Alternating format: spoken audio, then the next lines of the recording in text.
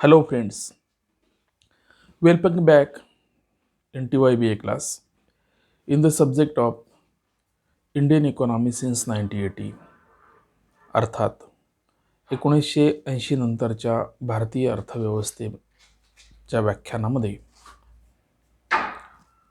आज तिसऱ्या प्रकरणातील एका महत्त्वाच्या मुद्द्याला आज आपण सुरुवात करतोय।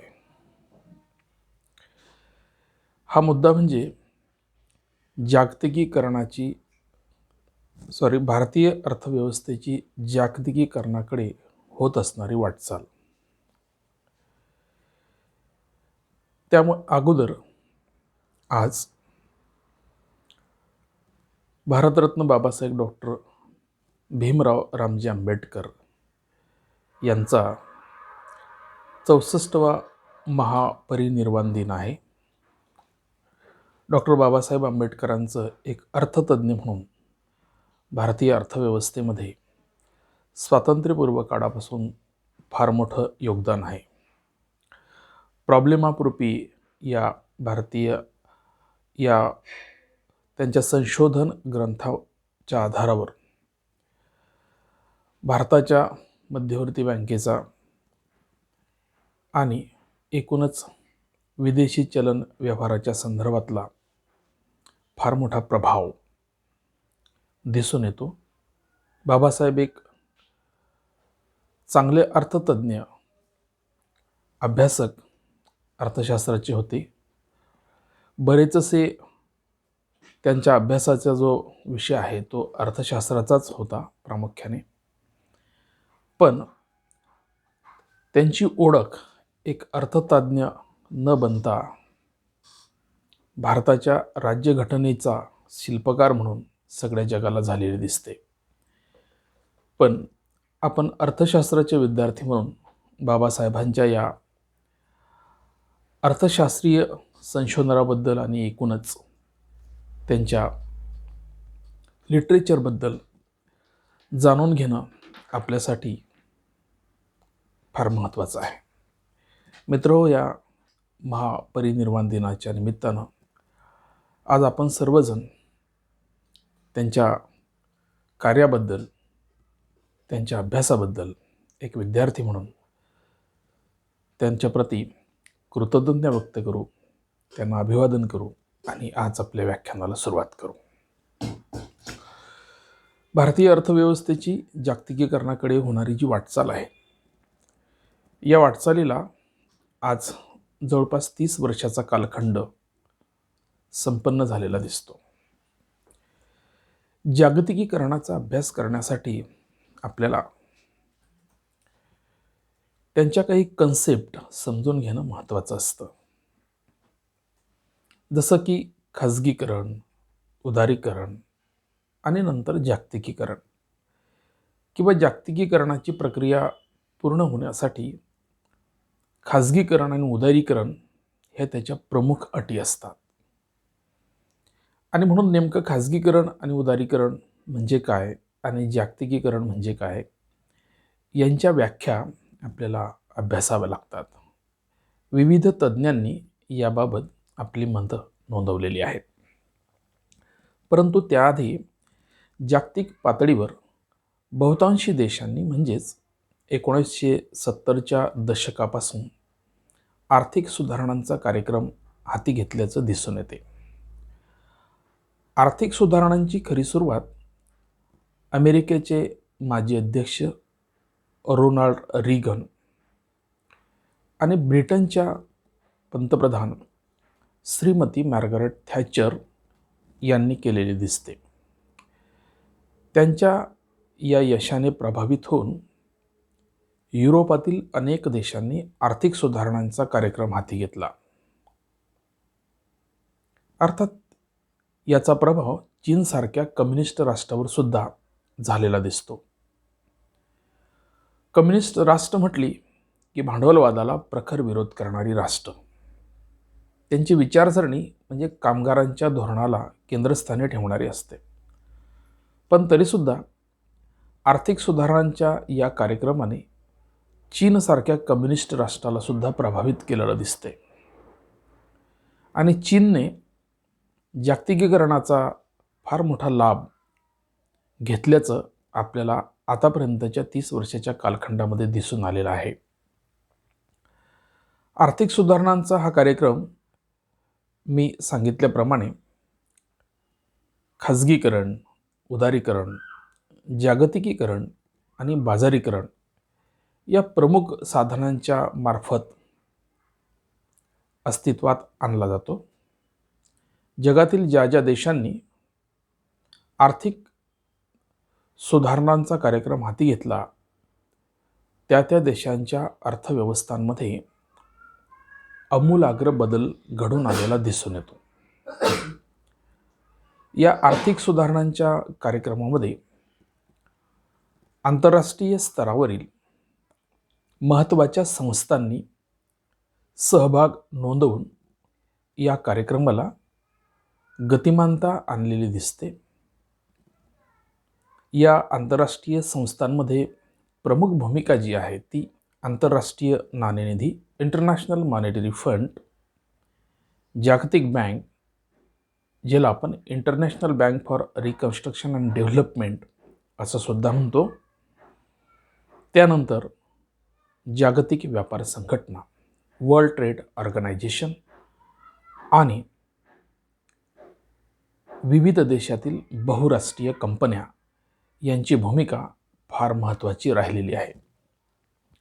भारताच्या संदर्भामध्ये आपण या प्रक्रियेचा विचार केला तर भारताने 1991 पासून या प्रक्रियेमध्ये सहभाग घेतल्याचं दिसून येते.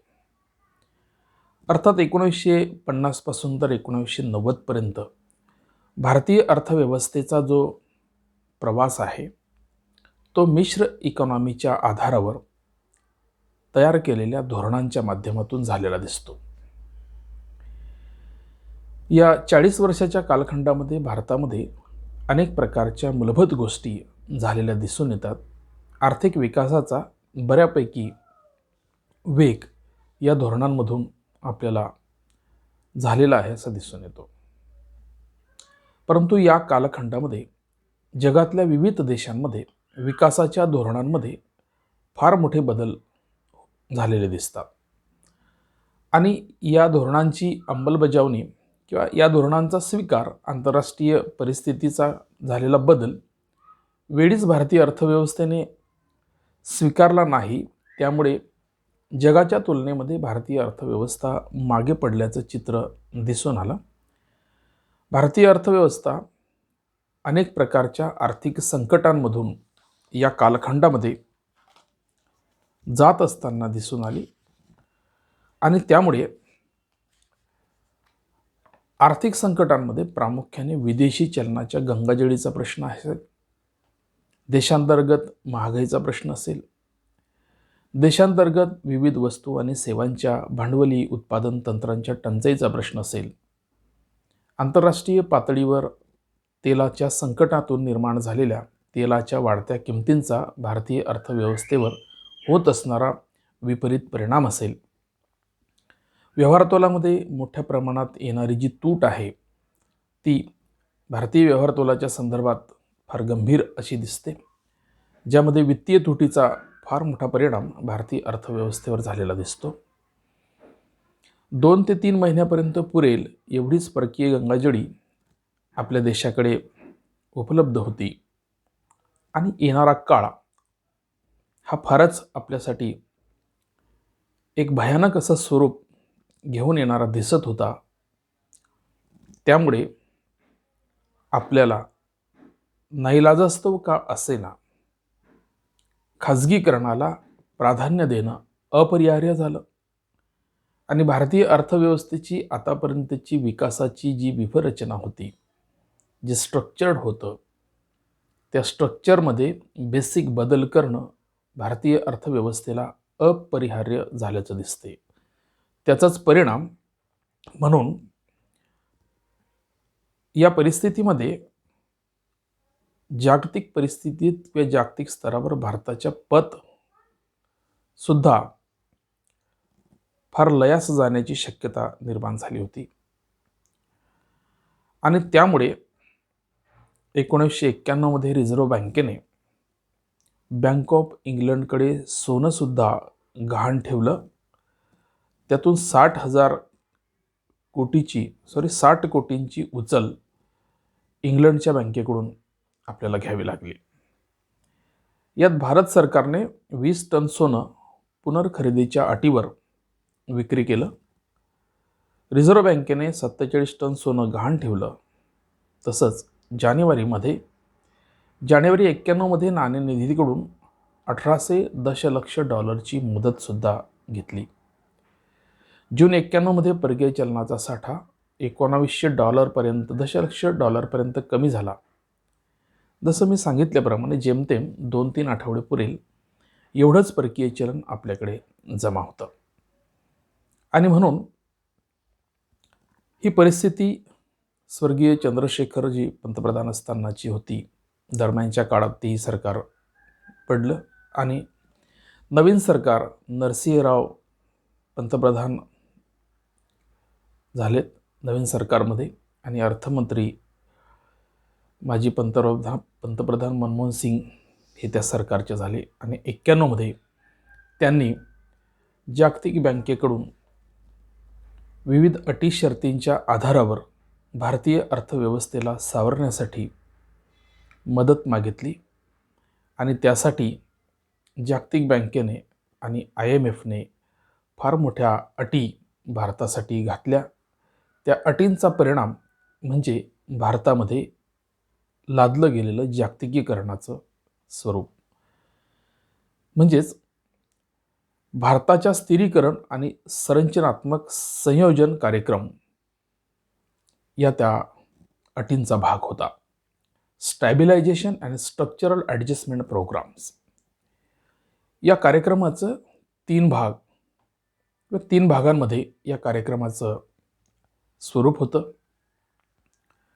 त्यात पहिला भाग होता की स्थिरीकरण निर्माण करण्यासाठी सरकारने वित्तीय तूट कमी करणं आणि भाववाढीचा किंवा अतिचलन वृद्धीचा दर कमी करणं.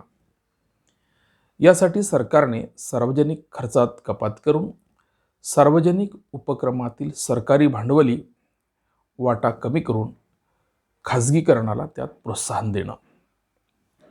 दुसरा भाग होता देशांतर्गत पातळीवरील धोरणात उदारीकरण आणावे. जसे परवाना धोरण, खाजगी गुंतवणूक धोरण याबरोबरच विदेशी व्यापार धोरणामध्येही उदारीकरण करावं. त्यानंतर तिसरा भाग होता खाजगीकरण आणि उदारीकरणाच्या माध्यमातून भारतीय अर्थव्यवस्था जागतिक अर्थव्यवस्थांशी जोडावी, म्हणजे अर्थव्यवस्थेचे जागतिकीकरण करावे. या स्थिरीकरण आणि संरचनात्मक कार्यक्रमाचा हा महत्त्वाचा बदल भारतीय अर्थव्यवस्थेमध्ये फार वेगळं चित्र निर्माण करून गेलेलं आहे असं आपल्याला दिसून येते. आणि म्हणून या सर्व प्रक्रियेला भारत सरकारने 1991मध्ये नवीन आर्थिक धोरण न्यू इकॉनॉमिक पॉलिसी या नावाने प्रसिद्ध केलं. नवीन आर्थिक धोरणाचे खाजगीकरण, उदारीकरण, जागतिकीकरण आणि बाजारीकरण असे 4 पैलू पाडलेत. या सर्व पैलूंचा आपल्याला सविस्तर असा अभ्यास करणं म्हणजे भारतीय अर्थव्यवस्थेची जागतिकीकरणाकडे होत असणारी वाटचाल या दृष्टिकोनातून अभ्यास करणं असा होतो. आणि म्हणून काही तज्ज्ञांच्या मते खाजगीकरण आणि उदारीकरण यांच्या व्याख्या आपण पाहणार आहोत. त्या अगोदर खाजगीकरण असं म्हटलं की आपल्याला सरकारीकरणाची आठवण येते. म्हणजेच 91 पूर्वी भारतीय अर्थव्यवस्थेमध्ये पब्लिक सेक्टर आणि प्रायव्हेट सेक्टर असे 2 भाग होते, सार्वजनिक क्षेत्र आणि खाजगी क्षेत्र. 50% कमी सहभाग हा खाजगी क्षेत्राचा अर्थव्यवस्थेमध्ये होता आणि 50% जास्त सहभाग हा सरकारचा होता. म्हणून उदारीकरणपूर्व काळामध्ये सरकारचं अर्थव्यवस्थेमध्ये असणारा प्रभाव उदारीकरणाच्या नंतरच्या काळात कमी करणं म्हणजे सरकारचा अर्थव्यवस्थेतील सहभाग किंवा प्रभाव संकुचित करून खाजगीकरणाच्या क्षेत्राला विस्तारणं, त्याला वाव देणं, त्याच्या विकासासाठी धोरणं निर्माण करणं आणि खाजगीकरणाच्या प्रक्रियेला गतिमान करणं असा त्याचा अर्थ होतो. या दृष्टिकोनातून दोन व्याख्या किंवा दोन मतं आपल्याला PPTमध्ये दिलेली आहेत. त्यामध्ये खाजगीकरणाबाबत पहिलं मत आहे, सार्वजनिक क्षेत्रातील उद्योगांमध्ये खाजगी मालकी असलेल्या उद्योगांचा सहभाग वाढवणं म्हणजे खाजगीकरण होय. अर्थात सार्वजनिक क्षेत्राची मर्यादा निश्चित करणं आणि खाजगी क्षेत्राची मर्यादा वाढवणं असा संकुचित अर्थसुद्धा आपल्याला घेता येतो. दुसरं मत जे आहे ते म्हणजे सार्वजनिक क्षेत्रातील उद्योगांचे नियंत्रण आणि व्यवस्थापन खाजगी क्षेत्रांकडे किंवा खाजगी क्षेत्रातील उद्योजकांकडे हस्तांतरित करणं म्हणजे खाजगीकरण. आपल्याला असं दिसून येते आहे गेल्या 30 वर्षामध्ये बऱ्याचशा सार्वजनिक उपक्रमांमध्ये सरकारच्या उद्योगांमध्ये खाजगी लोकांच्या भागीदारीचा वाटा वाढला. सरकारने या उद्योगातील जे शेअर्स किंवा भागीदारी आहे ती विक्रीला काढून खाजगी लोकांच्या स्वाधीन केली किंवा खाजगी लोकांना ते विकले आणि अशा रीतीने शेअर्स, डिबेंचर्स आणि बॉन्डच्या माध्यमातून सार्वजनिक क्षेत्रामध्ये खाजगी उद्योजकांच्या भागीदारीचं प्रमाण वाढवलं आणि सार्वजनिक उद्योगांच्या खाजगीकरणाची सुरुवात या प्रक्रियेतून झालेली आपल्याला दिसते. तसंच उदारीकरणाच्या संदर्भामध्ये सुद्धा आपल्याला तज्ज्ञांच्या मते या संकल्पनेकडे पाहावं लागतं. उदारीकरण म्हणजे बंदिस्त किंवा नियंत्रित अर्थव्यवस्थेचे मुक्त आणि खुल्या अर्थव्यवस्थेमध्ये रूपांतरण करणे होय. उदारीकरण अशा प्रकारच्या व्यवस्थेमध्ये लागू होते की जी व्यवस्था आधी बंदिस्त आहे, नियंत्रित आहे, त्या व्यवस्थेमध्ये टप्प्याटप्प्याने खुलापणा आणणं किंवा ते नियंत्रण कमी करणं म्हणजे उदारीकरण. चीनच्या संदर्भामध्ये मी आपल्याला उदाहरण दिलं की चीन हे पोलादी भिंत आहे असं आपण म्हणतो.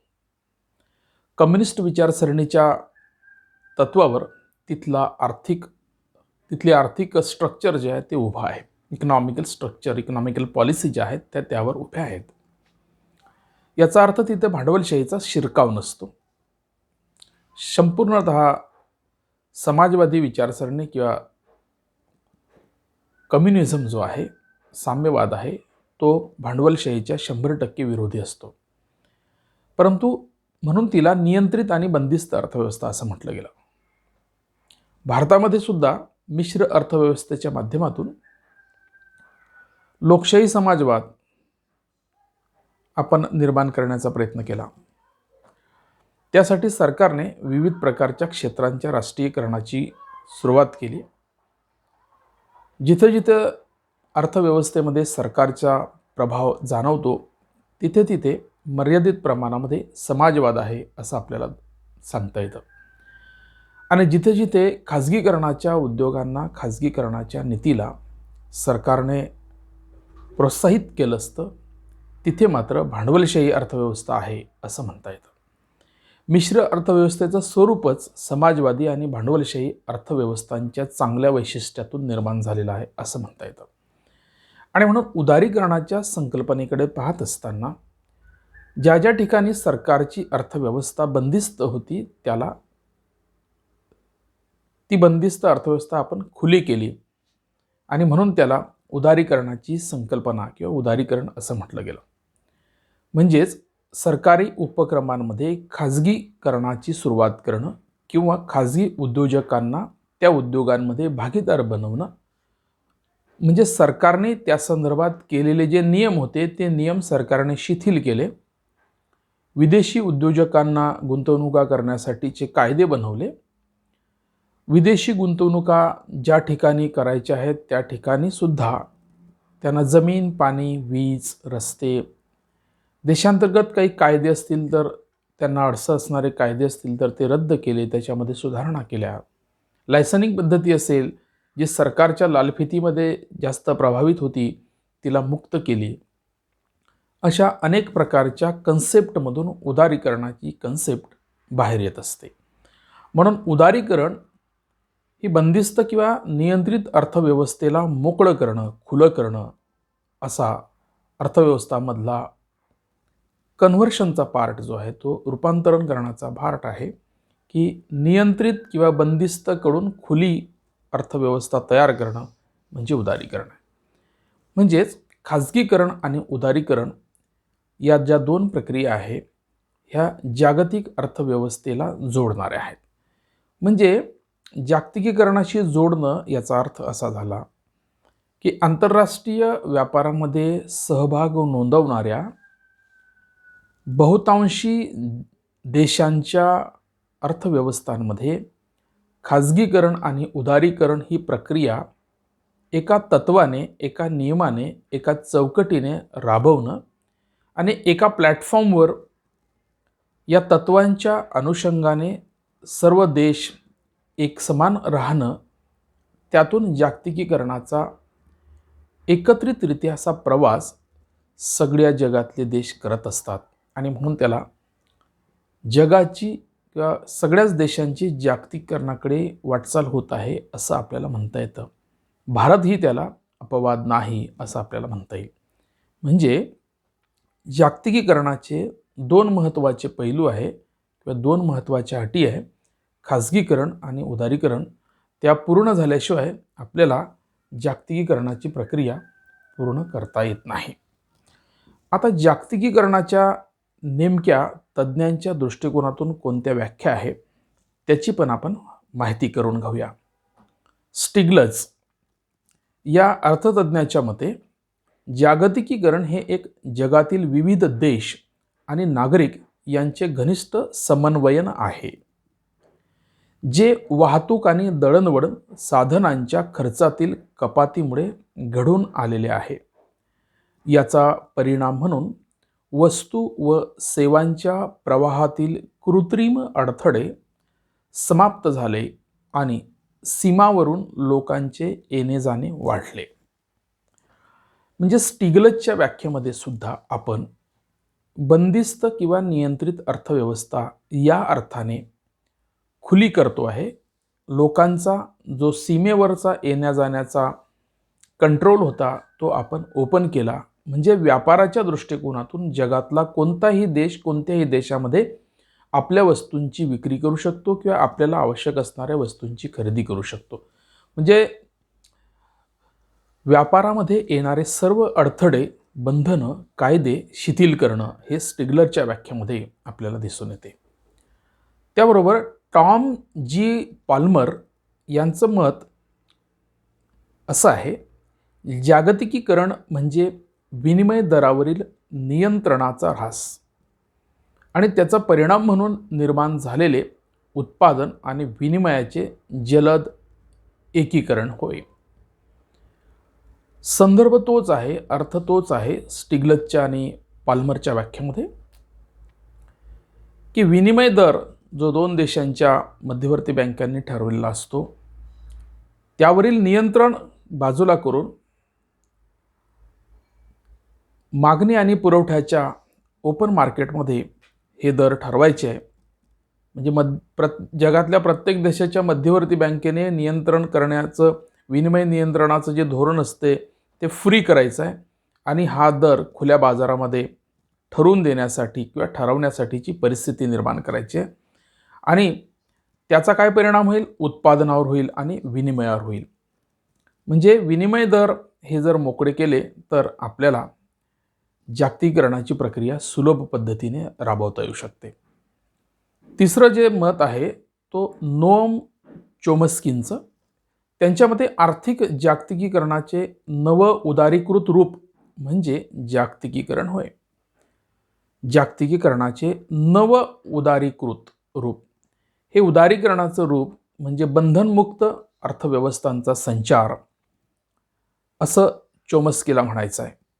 तर भारतीय अर्थतज्ञ जगदीश भगवती यांच्या मते आर्थिक जागतिकीकरणात राष्ट्रीय अर्थव्यवस्थांना आंतरराष्ट्रीय अर्थव्यवस्थेला जोडण्याची प्रक्रिया समाविष्ट आहे आणि ती व्यापार, थेट विदेशी गुंतवणूक, बहुराष्ट्रीय कंपनी, अल्पकालीन भांडवली प्रवाह, श्रमाचा आंतरराष्ट्रीय प्रवाह आणि तंत्रज्ञानाचा प्रवाह याद्वारे पूर्ण केली जाते.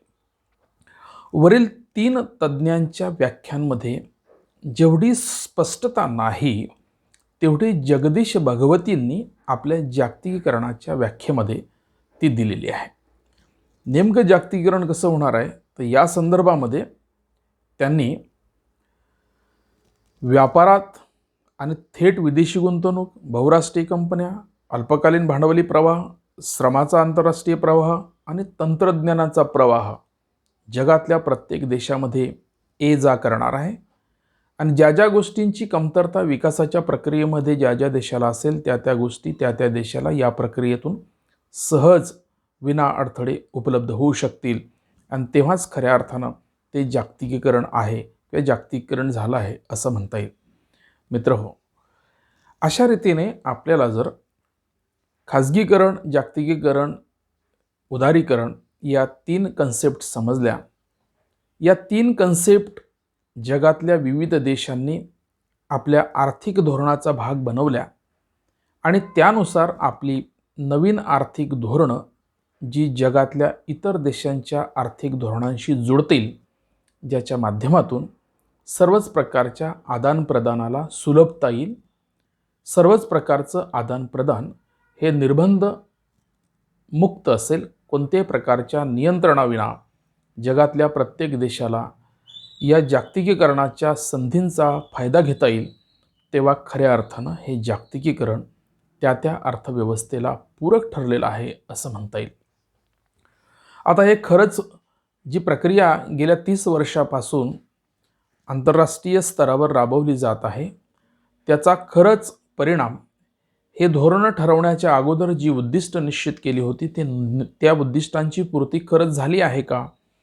या धोरणांची उद्दिष्टपूर्ती करताना ज्या गोष्टी, ज्या योजना किंवा जे प्रोग्राम्स आंतरराष्ट्रीय स्तरावरून राबवायला पाहिजे होते ते खरंच राबवले गेले आहेत का? आणि त्याचा प्रत्येक देशाच्या अर्थव्यवस्थेवर चांगला परिणाम झालेला आहे का? ज्या उद्देशाने या धोरणाची निर्मिती केली तो उद्देश सफल झाला आहे का? हे त्या त्या देशाच्या अर्थव्यवस्थांवर झालेले चांगले वाईट परिणाम जे आहे ते आपल्याला बघता येतील. भारताच्या संदर्भामध्ये आपण ते बघणार आहोत. जगातल्या विविध देशांच्या संदर्भामध्ये आपल्याला बघता येणं शक्य नाही, परंतु भारतासारखे जे विकसनशील आणि अल्पविकसित राष्ट्र आहे त्यांच्यावर मात्र भारतावर जे परिणाम होत आहेत तेच कमी जास्त कमी अधिक प्रमाणात झालेले आहेत असं आपल्याला ठामपणे म्हणता येऊ शकते. म्हणून पुढच्या व्याख्यानांमध्ये आपण भारतीय अर्थव्यवस्थेवर जागतिकीकरणाचे काय काय परिणाम कोणकोणत्या क्षेत्रावर झालेले आहे हे आपल्याला नीट आणि डिटेल अभ्यासता येणार आहे.